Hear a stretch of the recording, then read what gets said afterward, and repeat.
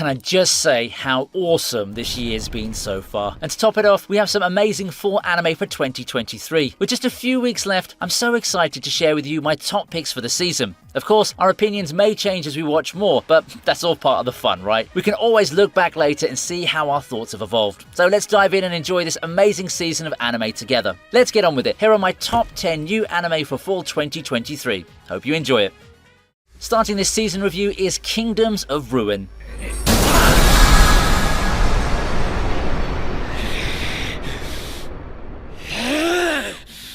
How's some edginess to start your day, hey? Edgy really is the keyword to describe Kingdoms of Ruin. A witch hunt, a quest for vengeance, lots and lots of violence, and a protagonist who tethers between the role of a hero and a ruthless villain. You kind of get where this is going, right? It's not exactly a mind-blowing premise in a world that Kingdoms of Ruin promises us, but overall, it manages to entertain, especially with the whole thing looking like a magnificent train wreck. And you know, that's not always a negative description for those who've been around the anime scene for a while. It's got its target demographic, and if you have an affinity for revenge stories that don't pull back on the violence and the tragedy, as well as some fan service, mind you, you'll love Kingdoms of Ruin.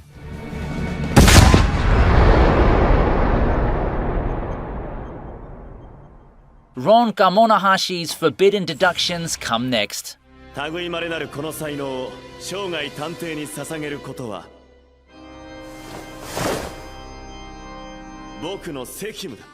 As a palate cleanser from the intense emotions from Kingdoms of Ruin, why not try a fun detective mystery? Forbidden Deductions fits the bill perfectly as a relatively light-hearted show that manages to be very engaging. If you remember The Millionaire Detective from a couple of years ago, you generally have an idea of what the feel of this anime is going to be like. It's got some appeal with its twists on the whole Sherlock Holmes premise, and while it starts slowly and takes on a Mystery of the Week format, the characters and their pretty entertaining interactions do their job of keeping me watching. While its success to an audience largely hinges on how well the reception of the characters is, there are some laughs to be had with its brand of comedy. Overall, a good watch that you probably won't regret, even if it's not something that will completely stand out and be the anime of the season.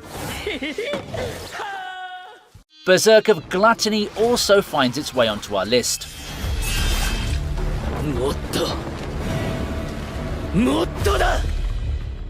Berserk of Gluttony is quite a strange case. It's something that I've looked forward to entering the season a lot, mainly due to the aesthetic appeal that's pretty much my jam. It does look pretty cool and it has quite an interesting premise too, but midway through the season, and reception to the series has been quite mixed for good reason. It's mostly due to how the story seems to meander around after the first few episodes, being quite random and actually straying from the source material a bit. Still, for what it has to offer, it does remain quite good. Berserk of Gluttony has nifty fight scenes and the story does progress at a fair speed. Even the developments can be quite random, as I've said. It's a zero to hero, an underdog rising up against a world story that will more than satisfy your cravings for one. It's serviceable overall for what it aims to do. Characters that aren't too deep but have their quirks, fights that can be enjoyable but not coming with eye-popping animation and the like. You get the picture.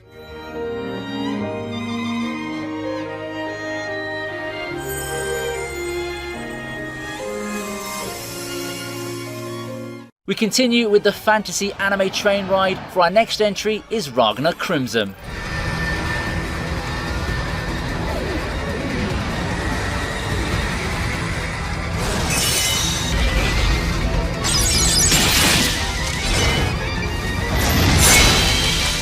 Ragnar Crimson is another of the fantasy titles that I look forward to in my pre-season video. It's got a little of everything that you typically want from a dark fantasy anime. Engaging characters, a gripping narrative, and a bit of special intrigue with a familiar world being chief amongst those. To that end, I think that Ragnar Crimson does pretty well for itself with what I've seen so far. However, for someone who's read the manga, the experience may fall a bit short of expectations. Ragnar Crimson also has the underdog story elements that have seemingly become a staple in the action anime world, all while maintaining its gloomy vibes. There's the question of immoral forces seemingly on the side of the protagonists, and it uses that to hook you in on an adventure that really gets you into it. Ragnar Crimson is likely my pick for you if you have an itch for dark fantasy that needs to be scratched. For what it's supposed to do, it does it with a lot of competency. 爆発しろ。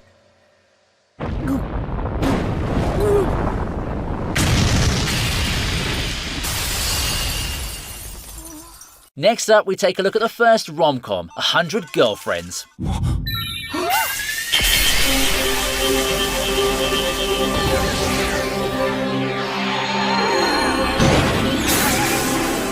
Right off the bat, 100 Girlfriends does away with the pretense. It has a wacky premise and it runs with it all the way, giving you sound expectations of what you'll be getting in this harem rom-com. And it really works in multiple ways too, especially for people who are fond of the harem genre. The cool thing about harems, or at least shows with a large core female cast, is how they can market themselves to the target audience. With that many characters and their stories explored bit by bit, there'll always be someone for you to like. The success of that aspect hinges on how well the story can elaborate on said characters and make you care. And 100 Girlfriends does that pretty well with this brand of comedy. People have been saying it's the funniest anime of the season, and while I agree with that, I also find it nice that it can shift gears when needed. The premise means that the girls won't find as much opportunity to grow, at least not as in-depth as those who want deep romantic development, but given the context of the premise and the resulting hilarity, I'd say it works out just fine.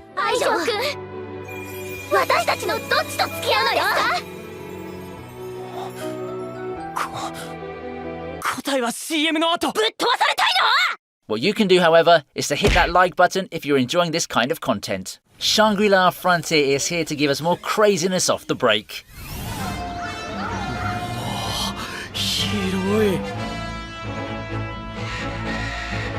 Shangri-La Frontier is an anime that wastes no time making a strong first impression. People have called it a surprise of the season, but you can't say that I didn't see it coming. But this is already looking mighty promising for a video game show. In terms of mass appeal and grabbing your attention, there's no beating Shangri-La Frontier. It wastes no time pulling you into it, whether it be through the bright and colourful world, the charismatic main character, or just how well it presents video games. People have called this a love letter to gamers, and you can clearly see it with the execution and how the story's being told. Honestly, it does feel refreshing for once to have a video game anime about, well, a guy playing a video game without many repercussions. For once, the game itself and how it works plays a large role in the narrative in a more direct way. No isekais and no video games being a hook only to be thrown to the wayside once the proper genre of the anime, like drama or romance, takes center stage. The last anime to capture that feel for me is Bofuri, and that was another show that I liked. Whether you're someone raring for video game anime or not, give Shangri-La Frontier a try. Much of what makes it click can't be adequately expressed in words, you'll just have to experience it yourself.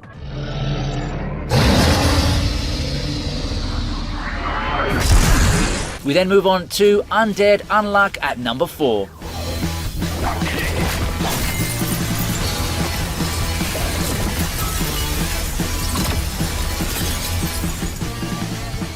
Here's a much anticipated newcomer to the party. Undead Unluck, like Shangri-La Frontier, made waves with an excellent first episode. A crazy fight scene and a wild premise that doesn't seem too outlandish in the world of shonen. This is an anime that got off to a pretty hot start. It's a whole lot of fun and not the mindless type, mind you. There's more to it as it tries to weave its way and add its unique spin to the tried and tested shonen tropes it throws at you. You know, the insane fights, the secret organizations, the crude jokes that pop up every now and then, the winning shonen formula, if you will. Much of the enjoyment, however, comes from the chemistry between the two main characters. They're a pretty fun duo, though the way their relationship gets written isn't exactly anything groundbreaking. It still manages to form the cornerstone of what's been so far a very entertaining title. If you want to pick up a new show to watch and want a little bit of chaos, Undead Unluck is the one for you. Entering our top 3 now, we begin with the Apothecary Diaries. まさか人さらい？ They kept us waiting, but the grand opening and debut of the Apothecary Diaries proved to be a big success. The Apothecary Diaries presents itself as a unique show, standing out from the rest of the field with its historical setting and a different point of emphasis on the art and aesthetics. It excels in those fields that greatly help set the tone and mood for the show, but what puts it over the top to be one of the best new anime the season has to offer has to be the world building. The world and the characters all form a pretty interesting bunch, and the first 3 episodes, which were aired back to back, turn out to be a very great hook into the setting. Court dramas aren't new in media, but they've often fascinated me with how well they eventually delve into politics and deeper emotional developments, and it's a place I can really see Apothecary Diaries heading to. With over 20 more episodes for more mysteries and developments, this is a very, very promising title.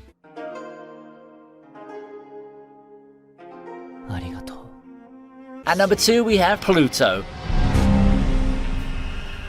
Pluto's a sci-fi thriller that people have been praising non-stop, and it's easy to get caught in the hype and check it out. Trust me, you won't regret it one bit. It combines some amazing visuals and sounds with a somber yet very thrilling story about humanity's interaction with technology. The production value is sky high for Pluto, and I'd say it plays a part in emphasizing the overall tone and mood that the series is going for. And that's not even with the characters, which can be said to be the strongest point in Pluto. The character building here is pretty remarkable, and the way things were built up makes the payoff very strong. It's this aspect that helps make the emotional moments in the anime strike harder than they should. Pluto, as a standalone, works decently. Still, it feels like something that you can enjoy even further if you have some knowledge of its source material, its parent story. Regardless, Pluto manages to bring out some of the best you'd expect from psychological sci-fi and presents it in a way that anime viewers can enjoy a lot. Full of thrills, mysteries, and action, a great title for sci-fi fans to binge.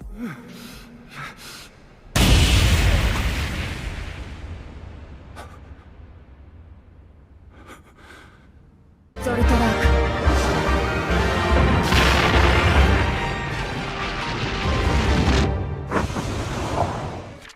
Everyone's pick for the season. Frieren by all metrics is really one of the best titles the season's given us. Whether it be story, character depth, sound, art presentation and the like, it really is the most complete title and something that can be recommended to anyone, even those who aren't fans of anime. It's a journey that has a lot to unpack, filled with emotion and moments that make us rethink life and our position in the grand scheme of it all. I do think this show deserves to be the #1 anime of the season, and it really is if you're to take a look at it through most lenses. When you look at it, the arbitrary thing holding Frieren back is that it isn't, for lack of a better term, exciting enough, if you catch my drift. Not that that's a knock against it, but it's something that the typical young anime fan of the modern era wouldn't be running in droves to watch without the frankly amazing word of mouth. It takes things slow and lets you marinate on its themes, instead of blitzing through the plot and giving us spectacular fights or cliffhangers that keep you waiting. Kinda like Vinland Saga 2 as opposed to 1, I guess. Tell me what you think of the list and the placements down in the comments section. Feel free to also recommend some fall 2023 anime that you think deserve some love. As usual, if you enjoyed the list, hit that like button and share the channel with your friends. We're still trying to grow the community here, and it would be awesome if you could keep our momentum up. Thank you for watching the video. Looking forward to seeing you in the next one, which shouldn't be too long. Have a great day.